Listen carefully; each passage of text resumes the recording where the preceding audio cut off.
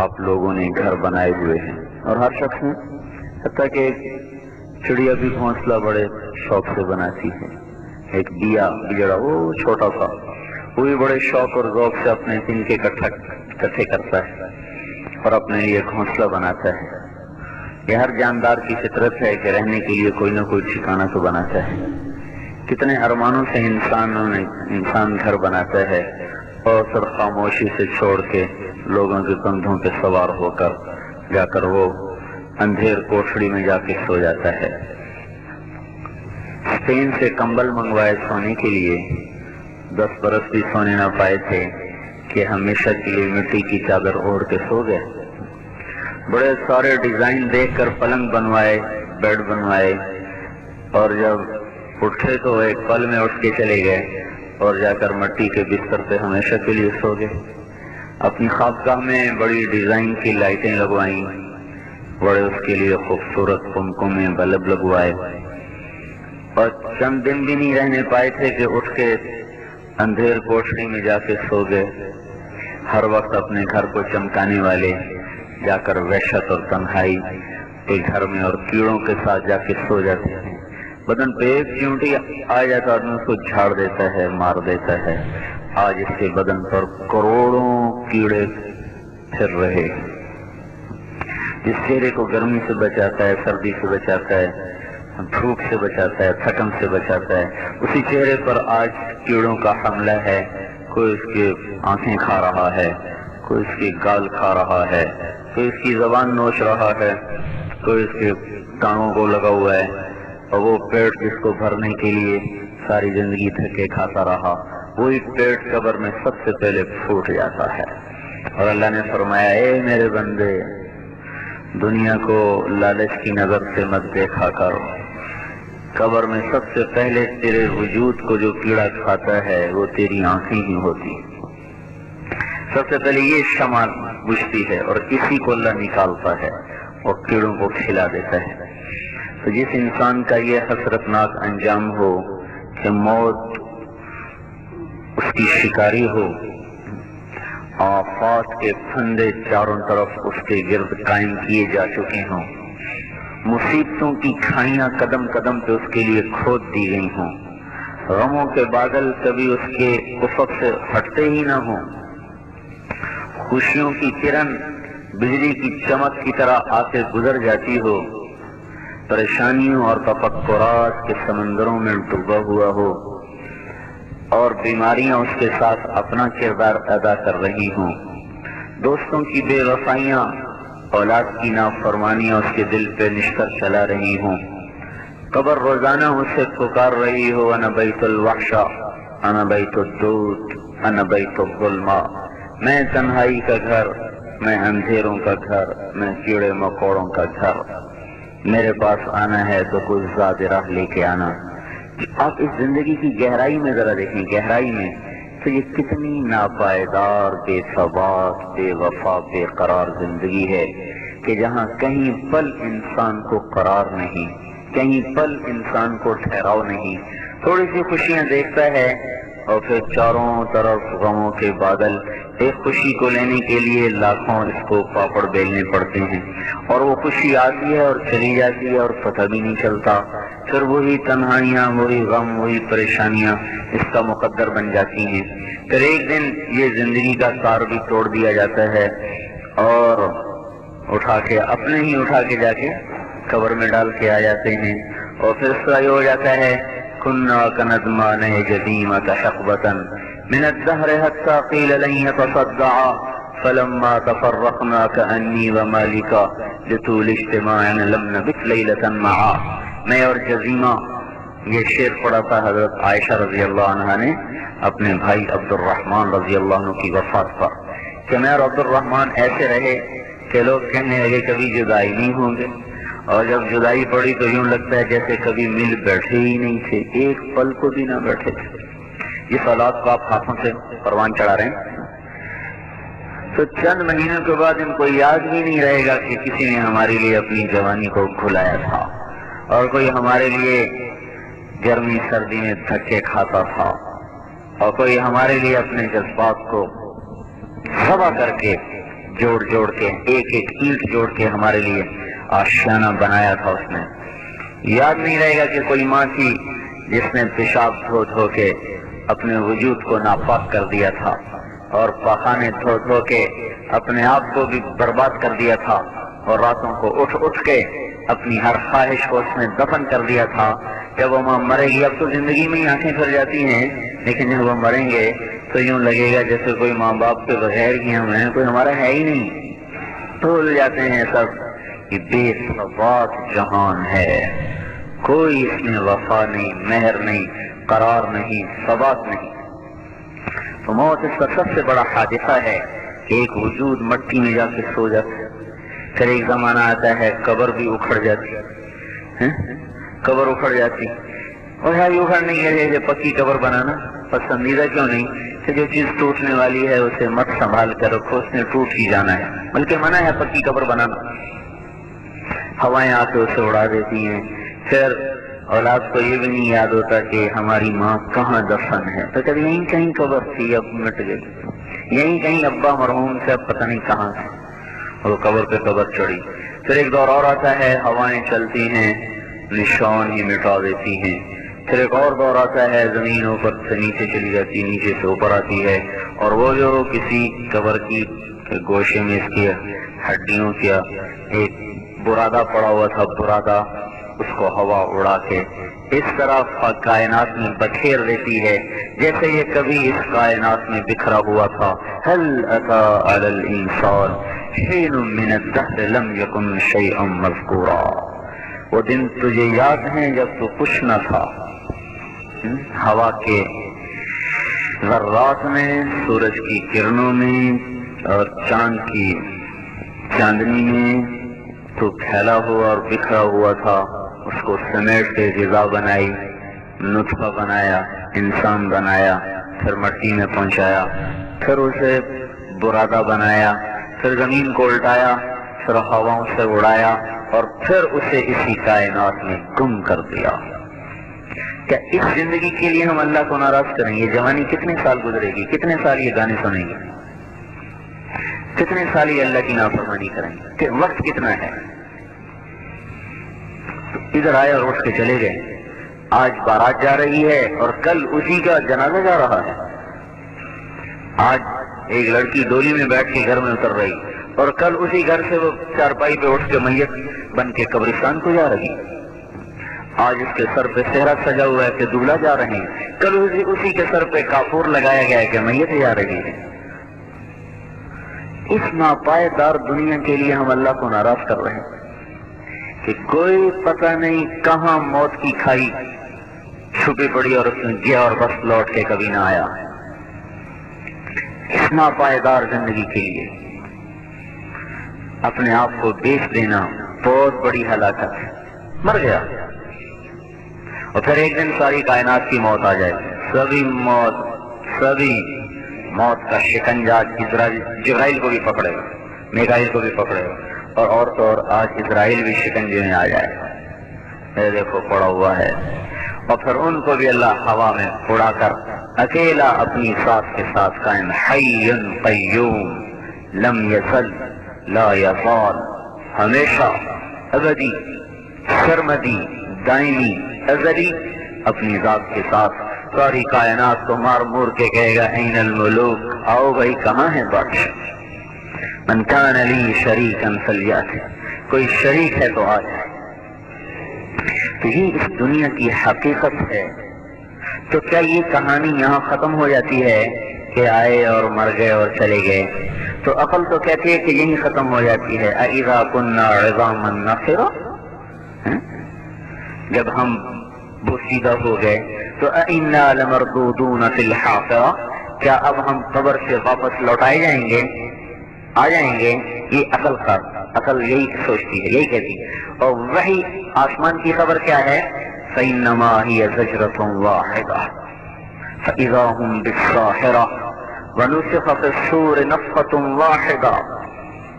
بجے گا ما ينظرون إلا صيحة واحدة إن كانت إلا صيحة واحدة وحملت الأرض والجبال فدكتا دكة واحدة. واحدہ واحدہ، اللہ نے ہتھوڑا مارا ہے، واحدہ، دکتم واحدہ، صیحۃ واحدہ، زجرۃ واحدہ، ایک پکار، ایک چیخ، ایک آواز، ایک ہتھوڑا پڑا، تم سب پرزے ہو گئے، ایک آواز پڑی، تم سب مر گئے۔ تو اب کیا ہوگا کہ پھر ایک آواز اور پڑے گی، فَإِذَا هُمْ بِالسَّاهِرَةِ، اور تم سب ایک میدان میں کھڑے ہوئے، فَلَا أَنْسَابَ بَيْنَهُمْ، اور چلے گئے رشتے، ابا تایا چاچا چاچی بیگم میاں سب رشتے ٹوٹ گئے، فَلَا أَنْسَابَ بَيْنَهُمْ، اب کوئی رشتہ ناتا نہیں، يَوْمَئِذٍ وَلَا يَتَسَاءَلُونَ، تو ایک زندگی اور شروع ہوگی جس کو انبیاء نے بتایا، جو عقل سے تو سمجھ میں آنے والی نہیں تھی، تو اللہ نے بتایا کہ ہے، وہ زندگی ہے، مِنْهَا نُخْرِجُكُمْ تَارَةً أُخْرَى، اور وہ آ رہی ہے کہ یوم یأتی، وہ آ رہا ہے، اور جب وہ آئے گا لا تکلم نفس الا بإذنہ، کوئی بول نہیں سکے گا، فمنہم شقی وسعید، کچھ دوزخ میں کچھ جنت میں، اما الذین شقوا فی النار، جو دوزخ میں چلے گئے، آگ کا شکار ہو گئے، لہم فیہا زفیر وشہیق، ان کی چیخیں ہوں گی، چنکھاڑنا ہوگا جو کبھی بھی بند نہیں ہوں گی، چیختے ہی رہیں گے، چیختے ہی رہیں گے۔ اما الذین سعدوا ففی الجنہ، جو کامیاب ہو گئے وہ جنت میں چلے گئے۔ ایک نظام اللہ تعالیٰ نے بتایا ہے کہ موت کے بعد ایک زندگی ہے، اور وہ جنت اور جہنم کا جو فیصلہ ہے وہ کس بنیاد پر ہوگا؟ وہ رشتے ناتوں پر نہیں، مال دولت پر نہیں، وہ میرے بھائیوں اللہ کی اطاعت پر، اس دین پر جو اللہ لے کر آیا، جو اللہ نے اپنے نبیوں کے ذریعے سے ہم تک پہنچایا، کہ یہ اسلام پہ کتنا بن کے آیا ہے، اس پہ فیصلہ ہوگا۔ تو وہ دن میرے بھائیوں جب کوئی ساتھ نہیں ہوگا، تو اس وقت ہمارا عمل ہی ہمیں ہمارا ساتھ دے گا، اور اس وقت نیکی کی قدر معلوم ہوگی کہ ایک حسنہ کتنی زبردست۔ تو اس وقت کا جو باطل ہے نا، اس وقت کا جو کفر ہے، وہ ہمارا ملک نہیں چھیننا چاہتا، ہمارے ملک نہیں لینا چاہتا، ہماری نسل لینا چاہتا ہے، ہمارا ایمان لینا چاہتا ہے، ہمیں ختم کرنا چاہتا ہے آخرت کے لحاظ سے، کہ ان کی تو برباد ہوئی پڑی، ان کی بھی برباد کرو۔ ان کی نسل نے اپنے آپ کو گناہوں میں ڈبویا، اب وہ ہماری طرف حملہ کر رہے ہیں۔ یہ ایٹم بم سے خطرناک حملہ ہے کہ یہ جو نوجوان نسل بیٹھی ہے، یہ گانے بجانے کی عادی ہو جائے، تو بس پھر یہ بک گئے۔ اب یہ بکریوں کی طرح بکاؤ مال ہے، جہاں مرضی جا کے بیچ دو، کہ جن کے قدموں میں ثبات نہیں اور جن کے قدموں میں ٹھہراؤ نہیں، یہ ایک جھونکے سے اڑ جائیں گے ہوا میں۔ تو اس وقت پوری دنیا کے مسلمانوں پر رحم ہے یہ تبلیغ کا کام، کہ دیکھو نا سارا باطل محنت کر رہا ہے کہ ان کی نسل کو خراب کرو، ان کی نسل کو خراب۔ پوری اسکیم ہے۔ ہماری جماعت آ رہی تھی بیلجیم سے انگلینڈ، بحری جہاز، 4 گھنٹے کا سفر تھا، تو ہم 50 کے قریب ہم آدمی تھے۔ ہماری جماعت تو صرف 4 کی تھی، لیکن ہمارے ساتھ مل گئے بیلجیم سے، انگلینڈ سے، فرانس سے، تو ہم کوئی 50 آدمی تھے۔ تو ہم نے وہاں اذان دی، مغرب کی نماز پڑھی، پھر اذان دی، عشاء کی نماز پڑھی، تو پورے جہاز میں ایک فضا قائم ہو گئی، ایک وقار بن گیا۔ نماز اتنا طاقتور عمل ہے۔ 1978 میں ایک آیا تھا پادری، عبد المجید اس کا نام تھا، فرانس میں آیا تھا۔ وہ مسلمان ہوا تیونس کی ایک جماعت کو دیکھ کر۔ اس جماعت کے امیر کا نام تھا عبد المجید، تو اس نے اپنا نام بھی عبد المجید رکھا۔ جب وہ ریمنڈ میں آیا تھا تو وہ کم از کم 75 برس سے اوپر تھا، 75-80 کے درمیان تھا، لمبا۔ تو اس نے بتایا کہ میں 30 برس سے قرآن پڑھتا تھا، لیکن قرآن کے مطابق کسی کو دیکھتا نہیں تھا، یقین تھا قرآن حق ہے، لیکن کوئی نظر نہیں آتا تھا۔ تو ایک یہ جماعت مل گئی، ان کو دیکھ کے کچھ مجھے خوشبو آئی، ان کو اپنی گرجے میں ٹھہرایا، خود میں مسلمان ہوں۔ پھر وہ کہنے لگا کہ میں آپ کو 2 باتوں کی وصیت کرتا ہوں۔ ایک تو یہ کہ آپ کا یہ جو لباس ہے، پگڑی ہے، داڑھی ہے، کرتا ہے، شلوار ہے، اس کو نہ چھوڑیں چاہے آپ جہاں ہوں۔ اس میں جو طاقت ہے وہ کسی چیز میں طاقت نہیں، جو آپ کا ظاہری حلیہ ہے۔ دوسری چیز کیا ہے کہ جب آپ یورپ میں پھریں تو اذان دے کے باجماعت نماز پڑھیں، یہ دو باتیں خنجر کی طرح سینے میں لگتی ہیں۔ 75 برس جو پادری رہا ہو یہ اس کا نچوڑ بتا، تو دعا کرتا تھا یا اللہ میری فرانس میں موت نہ آئے، کسی مسلمان ملک میں موت ہے۔ تو چلے کے لیے گیا ہوا تھا تیونس، وہیں انتقال ہوا، وہیں دفن۔ تو ایک فضا بنی تو انہوں نے فوراً ٹی وی کھول دیے اور اسلام کی جو تذہیب شروع ہوئی لندن، اس کے وہ جو ڈوور تھی بندرگاہ، وہاں پہنچنے تک مسلسل انہوں نے پروگرام چلایا صرف اسلام کی تذہیب اور مذاق۔ تو وہ تو بیدار ہیں، وہ تو سوئے نہیں، انہیں ہمارے گھروں میں اپنا، ہماری نسل کو اپنا بنا لیا، ہمارے گھروں میں ہماری نسل ان کی بن گئی۔ تو یہ تبلیغ کا کام احسان عظیم ہے پوری دنیا پر اور مسلمانوں پر، یہاں پیچھے پھر کر ان کو مسجد والا بنا۔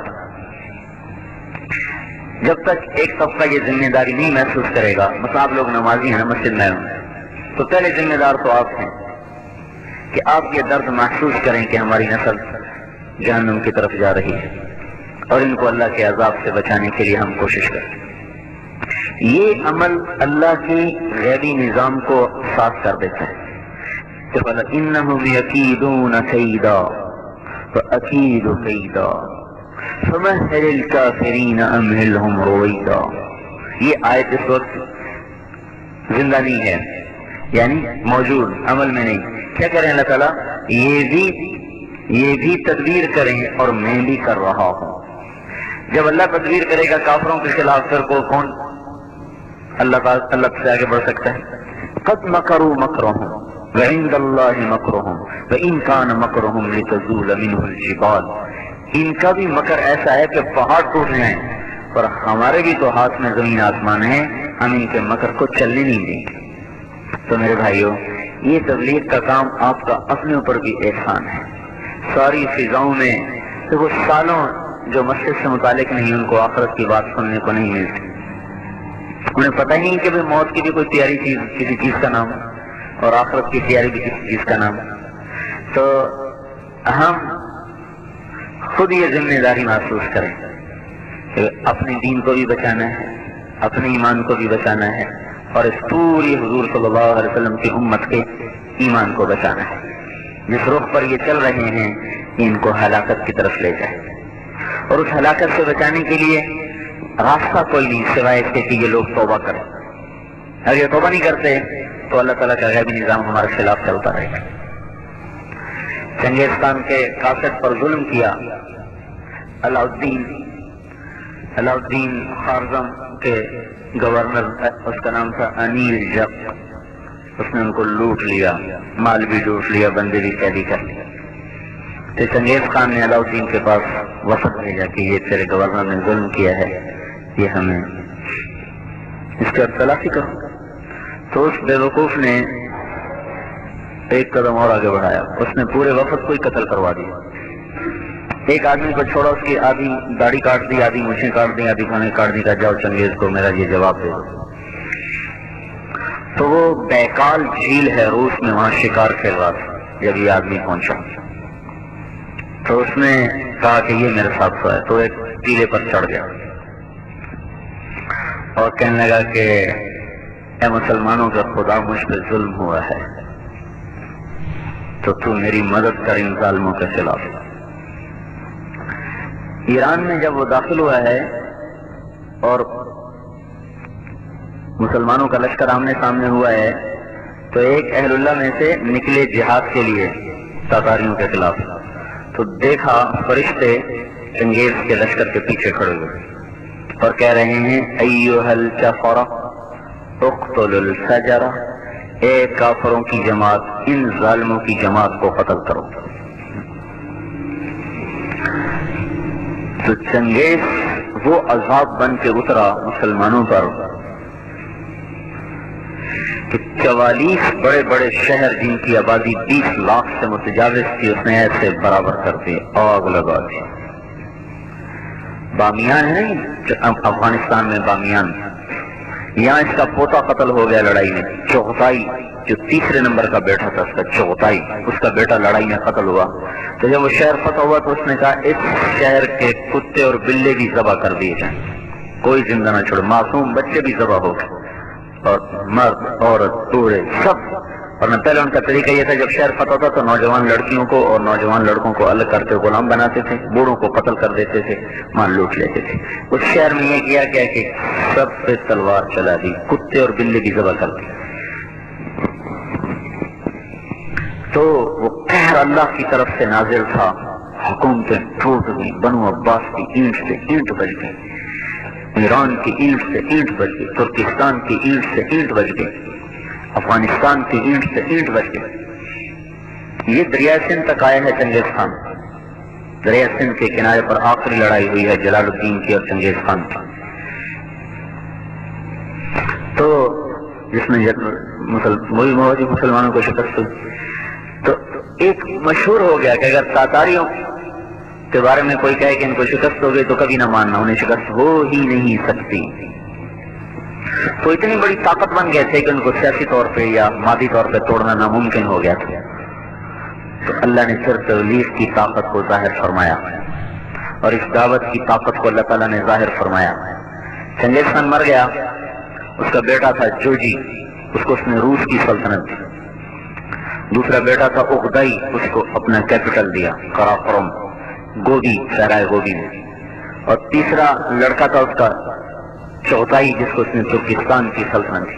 اور چوتھا لڑکا تھا طولوئی، جس کو اس نے ایران سے لے کر یہ عراق تک کا سارا علاقہ تھا، اور افغانستان ایران یہ سارا۔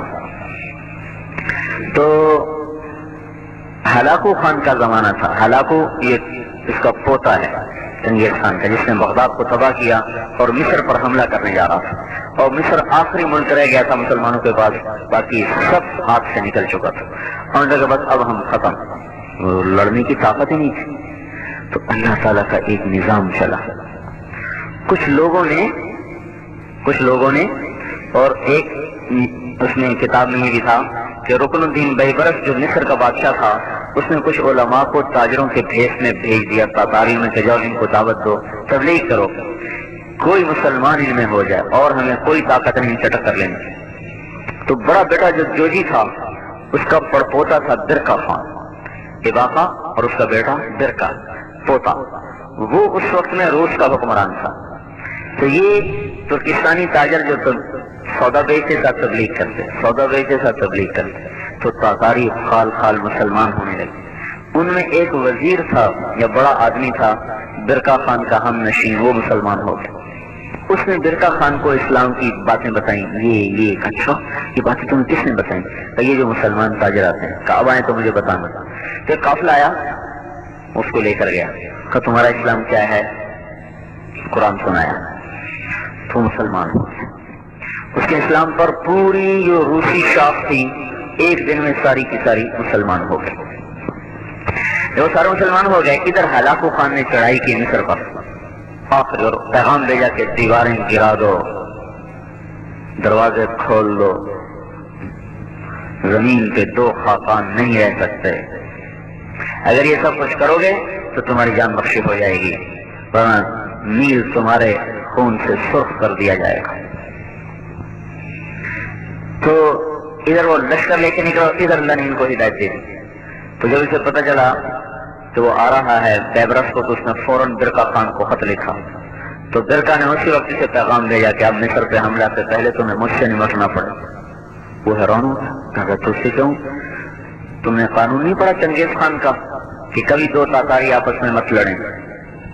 تو برکا خان نے پیغام بھیجا وہ بھی کافر تھا، تو بھی کافر ہے، میں مسلمان ہوں، اب میرا تمہارا کوئی رشتہ نہیں، اب تمہیں مصر پہ حملہ کیا تو مجھ سے پہلے ٹکر لینی ہوگی۔ تو وہ نکل پڑا۔ تو جب وہ نہیں باز آیا تو برکا خان اپنے لشکروں کو لے کے نکلا اور ہلاکو سے بھڑ گیا۔ 50 برس کے بعد پہلی دفعہ تاتاری تلواریں آپس میں ٹکرائیں، اور اس کے پیچھے کام کیا تھا؟ چند تبلیغ والوں کا، بغیر طاقت کے انقلاب آ گیا۔ انہوں نے کہتے تمہارے پاس حکومت چاہیے تو انقلاب کہاں سے لاؤ گے؟ انقلاب، دیکھو انقلاب کے لفظ پہ غور کریں، انقلاب انقلاب ہے قلب سے، قلب دل کا پلٹ جانا، یہ ہے اصل معنی انقلاب کا۔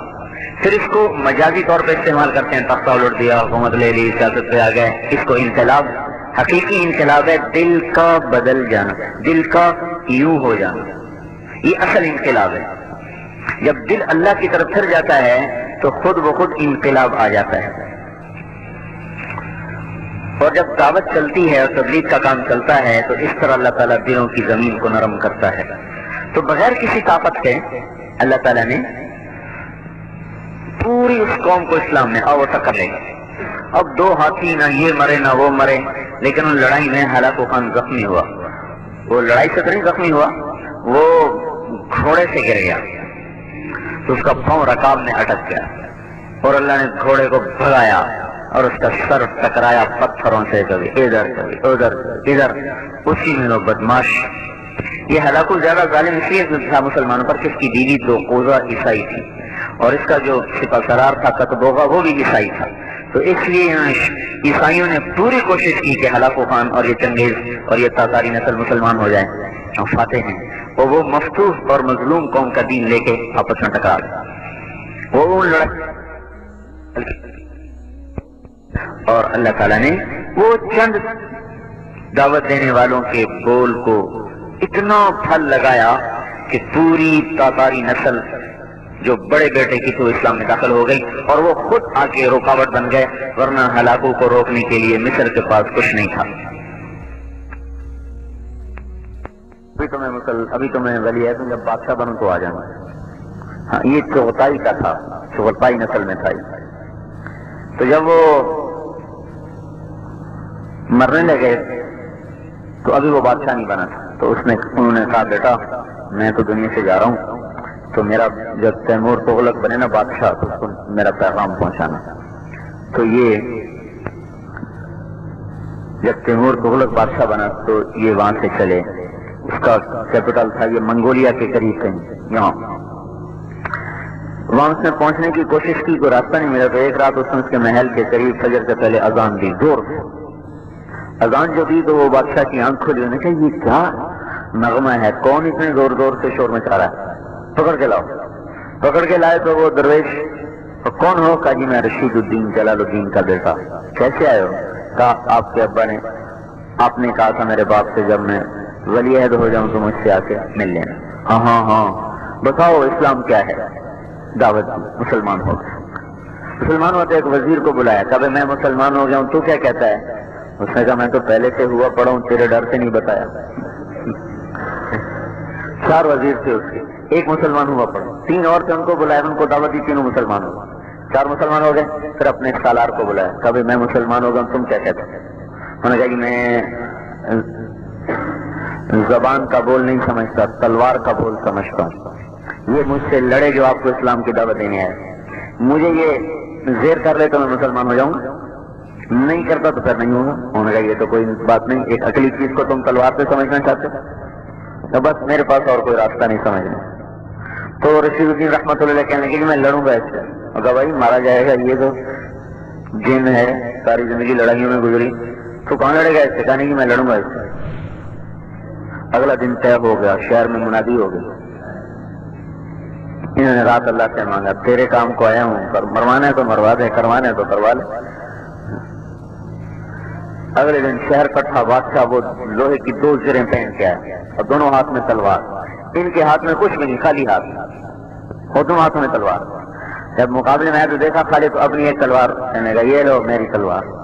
تو انہوں نے الٹے ہاتھ سے تلوار لی اور سیدھے ہاتھ سے اس کے سینے پہ یوں مکہ مارا، اللہ، اور اس کو مکہ لگا ہلکا سا، 3 کلا بازیاں کھا کے وہ گرا زمین پر اور بے ہوش ہو گیا۔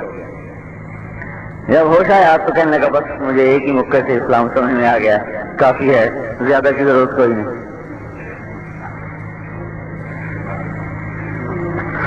تو اس بادشاہ کے ہاتھ پر 10 لاکھ تاتاری مسلمان ہوئے۔ منگولیا میں اس کی قبر اب بھی موجود ہے، اس کی قبر کے اوپر اب بھی یہ سارا لکھا ہوا ہے کہ بادشاہ شاہ تاتار، جس کے ہاتھ پر 10 لاکھ تاتاری مسلمان ہوئے۔ تو وہ چند لوگ کتنا بڑا احسان کر گئے مسلمان امت پر جو تبلیغ کرتے تھے.